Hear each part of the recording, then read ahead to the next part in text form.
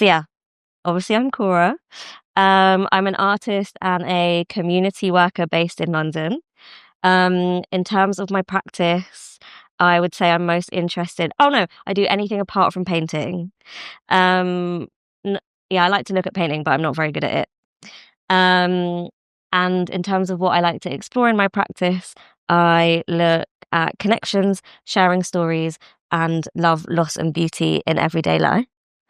Um, so yeah, for the 2020 residency, Martine kind of explained it. But basically, I applied to be partnered with the Herbert, which is a museum in Coventry, and that's where my dad, who is here, Andrew, and his family are from. Um, and yeah, I'll give you a quick overview of what I did for the residency. I made a really, really long video. It's 54 minutes long. I'm not sure how that happened. But anyway, we're not watching all of that today. And a zine and some ribbons. But today we're just going to talk about the video because I can't fit it all in. Um, what else I want to say? Oh yeah, the video. This is a still from the video. It interweaves 6 interviews that I found in the oral histories collection at the Herbert. And then there's also music from a musician called Ruby Kyriakides. Um, he's a friend of mine and he improvised some piano and accordion to go along with it. And then this was arranged by a sound designer called Mira Shakti Osborne, who was also one of my mentors on this project. Wait, did I say about the oral history files? I didn't. Yeah, thank you. 6 oral history interviews make up the audio. And then visually, it's me just filming around Coventry on my iPhone and text from or about my grandparents who are also from Coventry.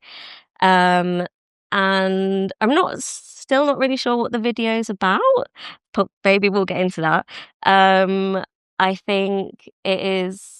Oh no, I was inspired by the Peace and Reconciliation collection at the Herbert. So it very loosely looks at conflict, peace, and reconciliation in everyday life.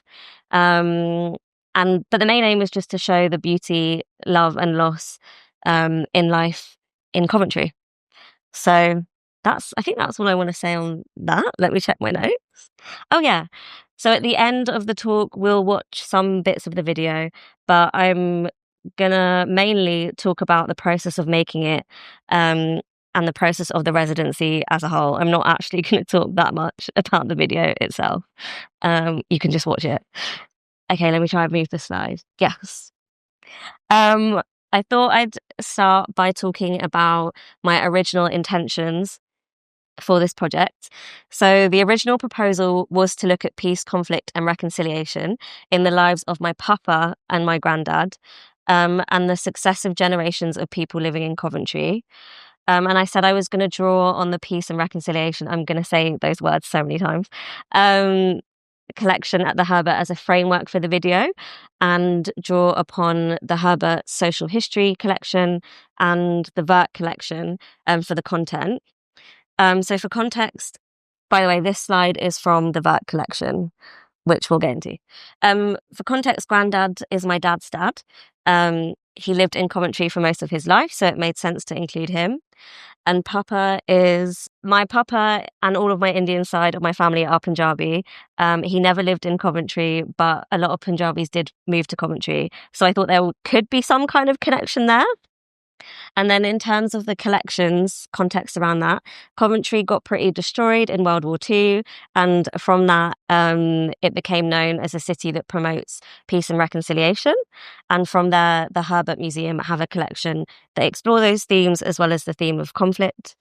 And then the Vert collection, where this is from, is also known as the IWA collection. And it was named after Mr. Vert, who was a Punjabi man and a big character in Coventry. He essentially kept his own archive and donated it to the Herbert when he died. And the IWA stands for the Indian Workers Association, which Mr. Burke was a massive part of. The IWA was set up in 1938 in Coventry, and its aim was to raise awareness for the struggle of Indian struggle for independence, and to help support Indian workers in Britain. the IWA ended up splitting off into different groups, which I felt like mirrored the partition and independence of India. So I thought that could be related to the Peace and Reconciliation collection quite a lot. Also, I'm not going to explain what partition is in this talk. So if you don't know, just look it up, because I can't get into it right now. But something wasn't sitting quite right with involving the Vert collection, even though it's super interesting, and my papa. For my papa, it felt like I was trying to shoehorn him in. I think really he deserves his own full piece later on, some point down the line. And with the Vert collection, it was complicated. The 2020 team didn't actually say, I don't think, that we had to make work about decolonizing. No. But there was pressure. Oh, I keep touching the mic. Coming from somewhere. Yeah, probably my own head and past experiences. And yeah, I just felt some pressure to make some kind of work that directly spoke about decolonizing. And I felt like quite a lot of people at the Herbert thought it would be great if I concentrated on the Vert collection and partition. Again, might be making this up, but it's something I felt from somewhere. And that just felt quite restrictive and gave me icky vibes. And I'll talk a bit about why. So for a lot of the time at uni, I did fine art at uni. I was asked to talk or make work more about my Indianness, like cut up family albums and make Indian family albums, not my dad's side, and make a collage. Sorry, Dad.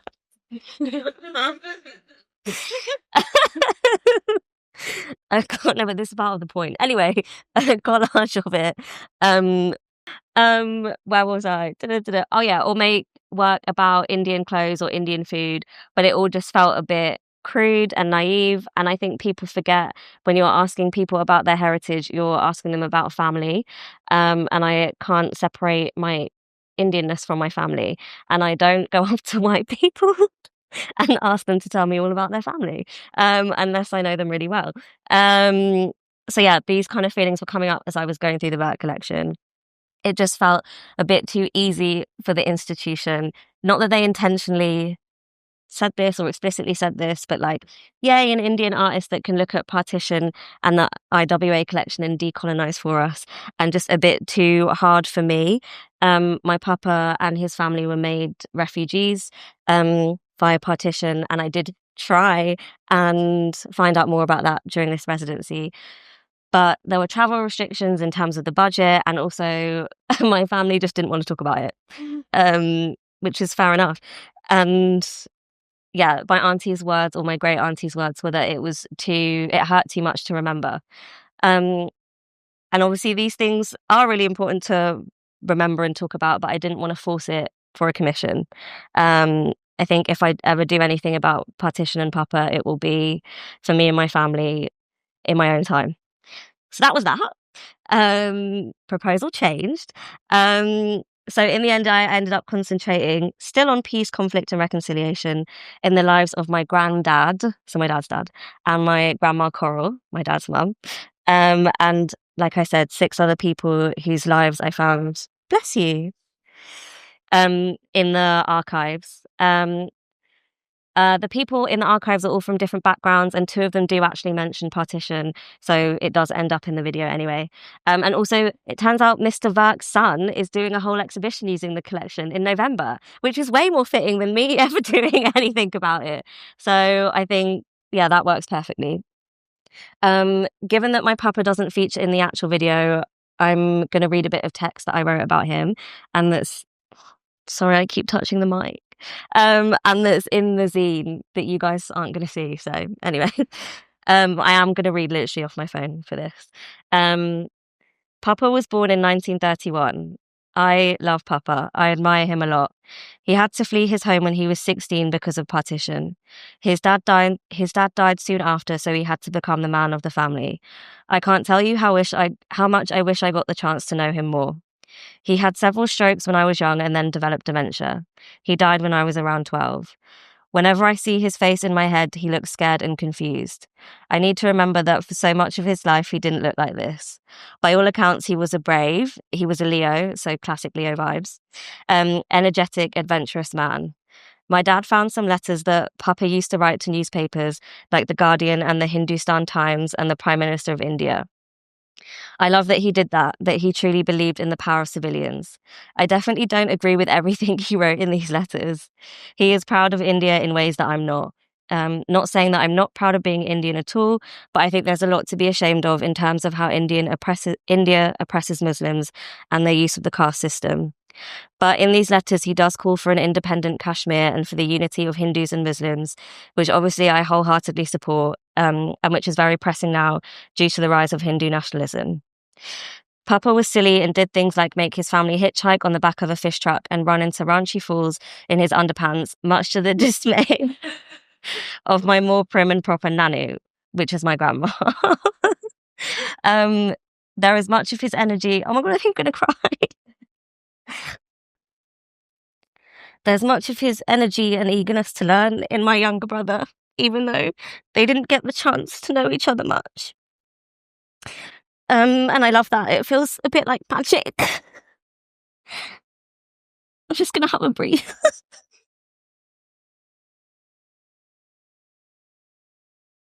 So yeah, Papa will get his own thing. Speaking of crying, I started this in August 2023. And then in October 2023, we began witnessing an ongoing genocide in Palestine that has been going on for a long time and continues to go on. And in early 2024, two of my uncles died. So yeah, that kind of made things go quite slow. And basically I was quite depressed. It was a bit of a shitter of a year. And yeah, all of this slowed me down as it should, because I think it would be weird if it didn't. But when I was quite in the pits, and my dad sent me this, and I'm going to share it with you. It's a bit of an interview. James Baldwin is in it, and he talks about suffering as a bridge. So I'm going to play us that, hopefully, Leonora, and let's see what. Oh no, that's my papa. Big up. And that's in the house that I live in now with my nan. So that's nice. Suffering as a bridge. I'm gonna go into the oral history archives now, which is where I spend most of my time in this residency. Yeah, and James Baldwin's words were kind of what I was going into the oral history archives with. So yeah, I can't really remember how I found them. But I think I was going through this social history collection at the Herbert, and it was really cool, but I was getting quite wrapped up in the aesthetics of it all and being like, oh, this is a pretty pamphlet. But then like not knowing what to do next. And it again just felt a bit restrictive. And I think I was in search of more feeling, more freedom and more life. And the oral histories collection at the Herbert felt like freedom. It's a massive collection. There are hundreds of files, so hundreds of live stories. And the interviews I were drawn to were part of, it's a long name, the Herbert's Reflecting Our Past, Present and Future Millennium Project. And it was run by an outreach officer called Stacey Baines. And my other job is an outreach worker. So that was a good coincidence. And they were all interviews done, around the millennium, with people who were from Coventry or who had lived in Coventry for a long time. And there was no lens put on these interviews. There was no specific subject they had to talk about, or it wasn't like certain people from a specific background. It was a massive mix. And that's what I really liked about it. It felt like people could just share as much of their lives as they wanted to. There was no, you have to tell me about this part of your identity. It was just whatever came out. And yeah, it just felt really special listening to these live stories. And I felt super grateful to have access to them. As I said, I was feeling not great during this time, so they gave me a lot of comfort. It just felt really intimate, and it was like listening to the life advice of elders. And Yen, who was a mentor on this project, he also had to write a bit. He was commissioned by the 2020 team to write a bit about this project, and he summarized me in the oral history collections as this, making small intimate discoveries in the freedom of the oral histories collection.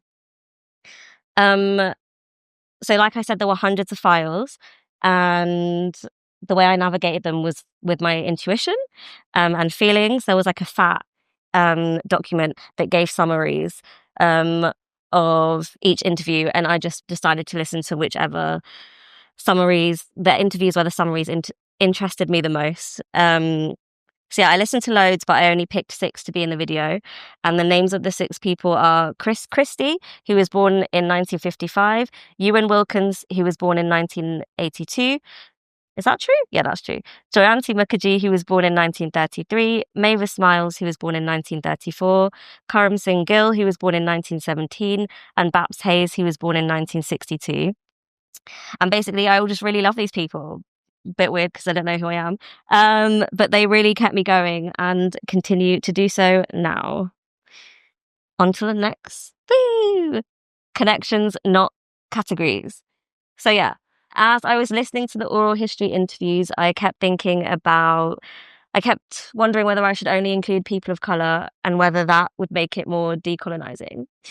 Um, but I didn't really want to categorise people like this. It felt like quite Western, and because everyone's racialised here by the West, and it just felt quite restrictive and icky again. So like I said, I just relied on my feelings, going with whoever's stories resonated with me the most. And as it so happens, as much as I tried to avoid rules, there are actually 2 voices in the video who are Black, 2 voices who are South Asian, and 2 voices who are white British. So yeah, don't know how I managed that. So yeah, once I had decided who was going to go in it, then came the question of how to edit all these lives together, because each interview was like an hour and 30 minutes long. So I couldn't include all of them. And yeah, categories came into my head, just how to categorize these lives. And I thought one easy way I could do it is kind of cut up all the audio and like re-edit them into categories of marginalization. Because a lot of the voices in the video do speak about these kind of experiences, like of racism, homophobia. But really, I wanted to try and get across the fact that experiences of oppression do not happen in their own container, and that these experiences don't just exist separately from everyday life. It's a lot messier than that. They happen within everyday life, and I feel like the arts and culture space in the West often likes to package these kind of experiences up so they're easily understandable for other people, but it's not like that when you're actually experiencing it. I think I put a quote. Oh, that's how I felt when I was listening to everyone. I was like, wow, everything's important, I can't decide. Yeah. And yeah, so for me, if you're marginalized in society, the experience of oppression is not in its own category. It's all the time, and it's also not all that our lives are. So I decided to not categorize in that way. What's next? Oh no, we're not there yet. Keep it on that. So what did I want to say next? Yeah, I said I went back to peace and conflict and reconciliation, because I feel like we're all kind of navigating, trying to reconcile all different parts of ourselves and different experiences that we have, and all the moments of love and loss and peace and conflict, and just like how we can hold that all in our lives. So that felt good. I would just pick clips of audio that felt like peace or conflict, and put it together like that. And a quick note on conflict: I don't mean an argument necessarily. I mean experiences that like conflict with, or are an attack on, or are just jarring to your very existence. That's what I mean by conflict here. And then I decided to place all these clips in a lifespan. And these kind of sections began to emerge: childhood, early childhood, family and school, growing up, school and friends, work, belonging, love, identity, and then the meaning of life at the end. And like I said, the video is so long. So if anyone does want to fetishize oppression and find juicy stories of marginalization, they have to watch 54 minutes of it to do so. Yeah. So beyond those kind of frameworks, I was just cutting and sticking clips together in ways that felt right for me and in ways that highlighted or formed connections across people, ideas, and experiences. And then, I want to give an example of a connection that might not seem like a connection, but is important. So you'll see this in a bit. In the childhood section, there's a bit where Chris talks about an experience of conflict where he's at a birthday party and he was given custard, but he hates custard, so it makes him sick. Straight after, Babs's voice comes in with another clip. She is talking about her experience of anti-Black racism on the playground at school. These clips are connected because they are both experiences of childhood. It might seem jarring to have them so close together because one of them seems kind of trivial and the other is so serious. But that jarringness is the point. I wanted to have these clips so close together to try and show that gross racist experiences happen in the same breath as hating custard at a birthday party. That's how jarring life can be for marginalised people, and that's how much oppression infiltrates the everyday lives of people. It's experienced as intimately and as viscerally as being sick because you're forced to eat food you hate. And Yen, again, said a great thing about me thinking about categories, which is the resistance to categorisation is political. It affirms the artist's right to complexity, contradiction, and personal truth. In choosing the fragments that resonate personally, the artist, which is me, performs a quiet act of defiance, using feeling as a valid epistemology. I'm just going to wait for Faith to take a picture. Moving on to the next section. The beauty is already there and embodying the archive. So with all my work, I feel like I'm not trying to make anything beautiful. I just want to point to the beauty that's already there. So with the oral histories, I didn't create any of that. I just found them and listened to them. For the visual material that accompanies the audio, I went around Coventry with my iPhone, just walking, and filmed anything that I thought was beautiful or that related to the audio in some kind of way. I really love YouTube vlogs, or just YouTube, and I wanted it to kind of be like the vlogs where the person does like walking tours of a place. And for me, YouTube is a really casual place where you can be like scrapbooky in DIY. And that's why I want the video to feel as well. Also, before this residency, I think I'd only been to Coventry twice, which is a lot. Like, I've been to India a lot more times. So, I really wanted to get to know Coventry, and this was a great way to do it. And again, I'm going to quote Yen. He said, do I have this? Yeah. Walking becomes an accompanying form of research, a way to embody the archive rather than just access it. A sense of discovery is evoked as you wander together. I hope that's right. I hope other people get that from the video. The next bit is spaces and gaps. So spaces and gaps are everywhere in my work. In the way I think about the video, I'm still not really sure what it is about. So that's space or gap that maybe I should figure out or not. I also hope it's in the openness of the editing. I want there to be gaps so the audience has space to see themselves or relate to the video in any way that they can or they want to. I want them to have space for their memory to be jogged or them to feel whatever they want. I also don't like the word about when it comes to art. I feel like it feels too authoritative and restrictive. I kind of don't want to make art that informs people or explains anything. I just want to make art that evokes and prompts feelings. I was also feeling quite weird and in my head about handling all the lives in the oral histories collection.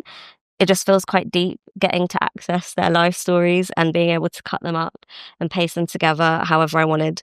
It felt like a massive responsibility, but my mentor, Mira, and friend said something that made it feel lighter. And I think she got this from Stuart Hall's Constituting the Archive text. And she basically just said, nothing is the end. None of us are the end. The life present in the archives and the museum collections aren't fixed and static once the archives are completed. Life and the connections and memories it entails are fluid and sort of ever present. So me creating an artwork is not a full stop on the collection or on the lives of the people who are in the video. And then I was thinking back to my uncles who died that year and thinking about, yeah, them as well. And for me, it just made sense because death isn't a full stop either. There is always space for life to continue. And that's kind of how I got the title of my work. Oh, I didn't say that. Did I not? I don't think I did. Well, kind of. It's called A Prayer for Coventry, Life Starts Here Forever. Um, so that first slide, the video starts with a public memorial in Coventry. I've tried to find out who it's for, but I can't. And it's a clip I found on YouTube, one of the walking tour videos of Coventry. And the balloons obviously spell out forever. And then the video ends with this sign that I filmed in Coventry. And the audio clip that goes with it is someone called Ewan saying, "I'm looking forward to my life." And yeah, I think that's the main thing I've learned on this residency, that basically life starts here and here and here forever and ever and ever.